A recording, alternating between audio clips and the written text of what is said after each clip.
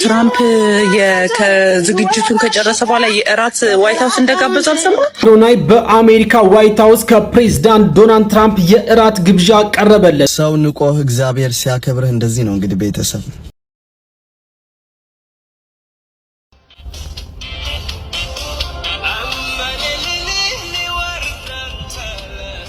እኔ የምላችሁ ግን ማለት ነው የሆነ እቃ ምናምን ነገር ለመግዛት ኦሪጂናል ነው ምናምን ብላችሁ የምትጠይቁት ማለት ነው።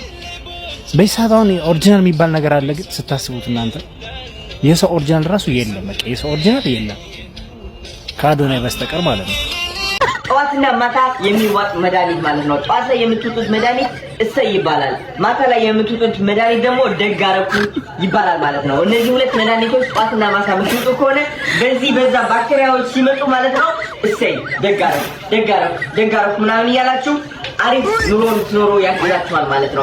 እራት ግብዣ አለው ፕሮግራሙን ሲጨርስ ነው አይታ ይሄ ገና ሌላ ነገር ውስጥ ይገባል። ትሙት ይሄ ሌላ ነገር ውስጥ ይገባል።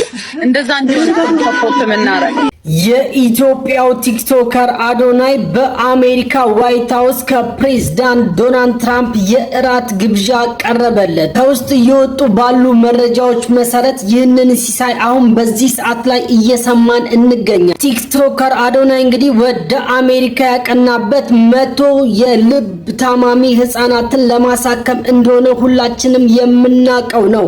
በዚህም እንግዲህ የቢል ጌት ፋውንዴሽን ሩዋንዳ ማለት ነው 25 ህፃናቶችን ለማሳከም ቃል ገብቶለታል ማለት ነው። በተጨማሪም የፕሮግራሙ መጨረሻ ላይ ማለት ነው ዶናልድ ትራምፕ እንግዲህ የእራት ግብዣ ሊያደርጉለት ነው ተብሎ እየተወራ ይገኛል።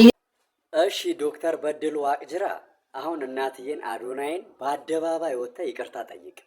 እናትዬ አዎ እንዴ አንተ ሰግጥ ፈምስ ትውልድ ያበላሻል ብለህ ሳናቀው አንድ አይናችንን አጥፍተህብን ነበርኩ።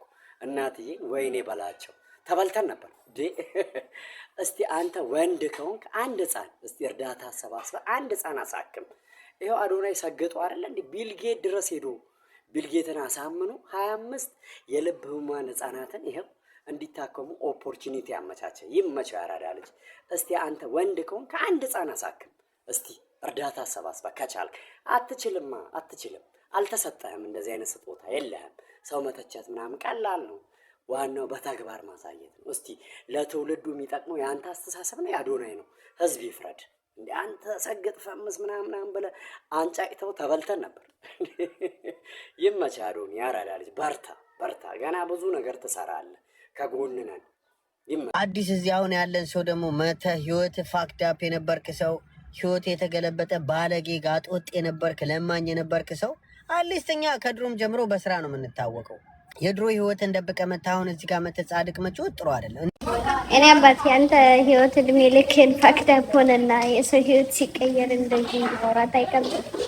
ማን ነው ባለጌ? አሁን እስቲ ካንተና ከሱ ምን አይነት ጨጓራ ፊት አስደሳች ሰበር መረጃ አለ። የአዶናይ እንቅስቃሴ ፍሬ አፍርቷል። ዛሬ ዓለም አቀፍ የዜና ንጉስ ዲላን ፔጅ ስለኛ አንድ ትልቅ ምስክርነት ሰጥቷል። በህይወቴ ስለያንዳንዱ የዓለም ሀገር ተናግሬ ይሆናል፣ ነገር ግን እንደ ኢትዮጵያ ያለ የረቀቀ የማንቀሳቀስ ኃይል ያለው ህዝብ አይቻለው ቅም ብሎናል። ዲላን ምን አለ መሰላችሁ? ዛሬ በሱናሚ የተመታው ነው መሰለኝ። ምክንያቱ ደግሞ ወንድማችን አዶናይ የገጠመውን የአካውንት ችግር ተከትሎ ከ100,000 በላይ ሰዎች ታግ አድርገውታል። ሰው ለሰው ቪዲዮ እየሰራ ቪዲዮው ላይ ቪዲዮ እየተጨመረ ዓለምን እያናወጣችሁት ነው በማለት ተገርሟል። ባለፈው ዓመት ስለ ግድባችን የሰራው ቪዲዮ ከ25 ሚሊዮን በላይ እይታ ማግኘቱንም አስታውሷል። አንድ ግድብ 25 ሚሊዮን እይታ፣ ይሄ በታሪክ የታየ አይደለም ብሏል። ዲላን የኢትዮጵያውያንን አንድነትና ዲጂታል ኃይል ልዩ ወይም ዩኒክ በማለት ነው የገለጸው። በመጨረሻም ዲላን ለሁላችንም የሚሆን አንድ ትልቅ የቤት ስራ ሰጥቶናል። ኢትዮጵያውያን ለአንድ ነገር ስትነሱ ትልቅ ኃይል አላችሁ። ስለዚህ ይህንን ኃይላችሁን ለበጎ ነገር ጉድ ኮዝ ተጠቀሙበት። ያኔ ዓለም የናንተ ትሆናለች ብሎናል። ወገኖቼ ዓለም ኃይላችንን እያወቀችው ነው። ባለፈው ብሩክ ኒውስ፣ አሁን ደግሞ አዶናይ። ታዲያ አናስገርምም? ቤተሰቦቼ ዲላን እንዳለው ኃይላችን አንድነታችን ነው። ይህንን አንድነታችንን ለወገናችን ለሀገራችንና ለበጎ ነገር እናውለው። ዓለም የኛ ናት። ኮሜንት ላይ ዲላንንና አዶናይን ሜንሽን በማድረግ በዚህ የዲላን ፔጅ ምስክርነት ምን እንደተሰማችሁ ጻፉለት። ቪዲዮውን ሼር በማድረግ ለዓለም ድምጻችንን እናሰማ። መልካም። አንድ ነገር ልንገራችሁ፣ እንደውም ኢትዮጵያ ውስጥ ካለው ህዝብ ይልቅ ዲያስፖራው ማነቃቂያ ንግግር ያስፈልገዋል። እዚህ ዶክተር የነበረ ሰውዬ እዛ ሄዶ ሆስፒታል ውስጥ ተራ አስከባሪ ሊሆን ይችላል። እዚህ ሽቅርቅር ብላ የምትኖር ሴት እዛ ሄዳ ጽዳት ሰራተኛ ልትሆን ትችላለች። ሞጣና ዮኒ ማኛ እንዲሁም አንዳንድ የአዶናይ ጠላቶች ምን አሉ? አሜሪካን ሀገር የሚኖርን ሰው ለማነቃቃት መሞከር በጣም ትልቅ ድፍረት ነው አሉ። እውነታችሁን ነው። የደነዘዘ ሰው ያለው እዚህ ኢትዮጵያ ውስጥ ብቻ ነው ያላችሁ ማን ነው? እንደውም አሜሪካን ሀገር ከሚኖር ሰው በላይ መንቃት ያለበት እኔ መነቃቃት ያለበት አለ ብዬ እኔ አላምንም በግሌ።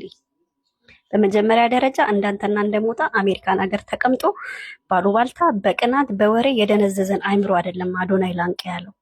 አዶናይ አሜሪካን ያሉ በተለያየ ስትረስ ውስጥ በተለያየ ብቸኝነት ውስጥ በሱስ ውስጥ በብዙ ነገር ውስጥ ያሉ ሰዎችን ከኔ የህይወት ተሞክሮ ተነስቼ አነቃቃለሁ ነው ያለው።